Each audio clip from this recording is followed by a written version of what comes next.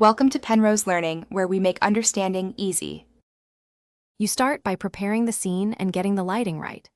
Open the Sonic Speed Simulator map in Roblox Studio and switch to future or shadow map lighting. You need accurate shadow calculations. Add a directional light and set its angle and intensity to match the sun direction. Once done, enable shadow casting on the light and on character parts. This creates the base contrast. Make sure ambient and exposure values are modest, so the chrome effect will read clearly against highlights and shadows.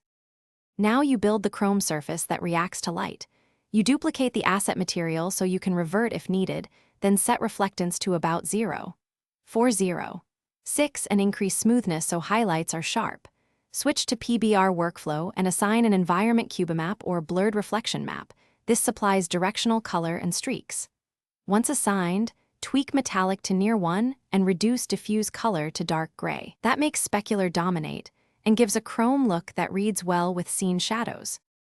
Finish by compositing shadows and testing. Add a shadow projector or custom surface shader to render sharp contact shadows under feet and around fast trails. This anchors the chrome object. Complement with a soft blurred shadow decal on the ground to avoid hard aliasing. Once applied, playtest at different times of day and camera distances. Make sure to adjust shadow bias and caster precision to avoid acne or detached shadows. If reflections look wrong, lower cubemap blur or increase smoothness until chrome. Thanks for watching. If this was helpful, leave a like and consider subscribing. See you next time.